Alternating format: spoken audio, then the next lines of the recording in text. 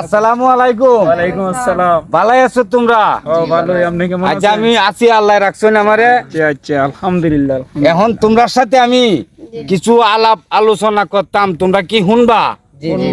আচ্ছা, যদি শুনো তুই নবৌ।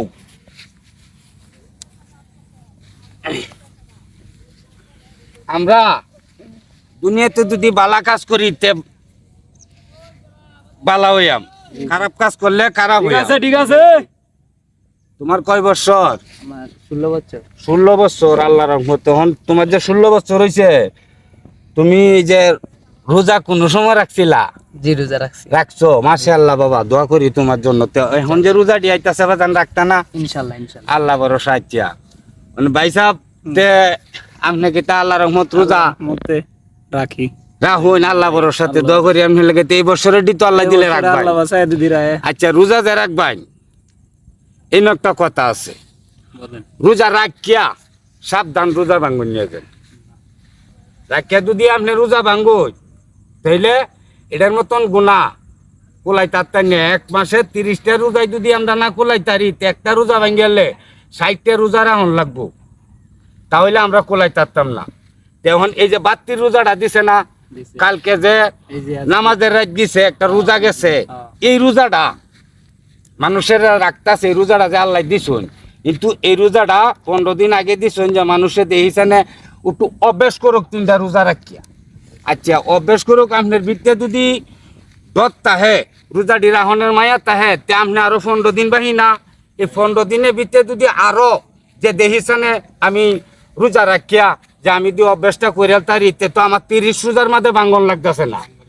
এই চেষ্টাটা করবাই, আল্লাহ ভরসা। আর ঘরের সবারই কবেন রোজা রাহনের কথা। আর বাবু, তোমার কয় বছর?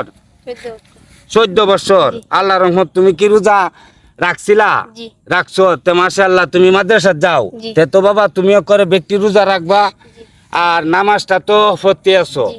এখন থেকে যদি তুমি 5 ওয়াক্ত নামাজ পড়িয়া যাইতে আরো, তোমার বাহি যে জীবনটা আছে, এই জীবন ভরা তুমি যতদিন বাঁচো, তাহলে বাবা তুমি সব কামাইতে পারবা। কেরে এই বয়স থেকে নামাজ পড়লে অনেক সব। একটা মুরব্বী অর্ধেক বয়সে নামাজ করবো, উঠনি বয়সে সব ডাহাইতো না।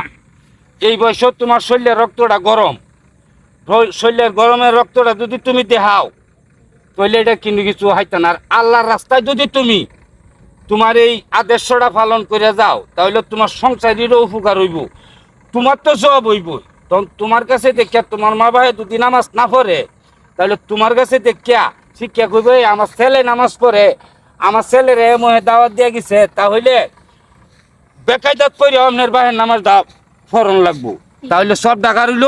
তুমি যে হুজুর হইছ, 5 ওয়াক্ত নামাজ পড়তাছ, তোমারটা দেখিয়া তোমার বাহেও হেদায়েত হইছে। কিন্তু মা বাপের উচিত, মা বাবার আদর্শ ফোলা ভান্ডে মানুষ বানাইতো। তাহলে যারা মানায় তারার কথা মানুষ হয়ে যায়, আর যারা আমরা হইছি না, তারা নিজেরই যে মানুষ হওয়ার চেষ্টা করবা। আল্লাহ ভরসা, তোমরা রোজাটি রাখবা, আল্লাহ হওয়ারা করবা। আর ভাই সাহেব, আল্লাহ দিলে ঘরের পরিবার সকল, তোমরা কাছ থেকে বিদায় নিতেছি, আমার জন্য দোয়া করিও। হ্যাঁ, আল্লাহ ভরসা। আচ্ছা আচ্ছা আচ্ছা।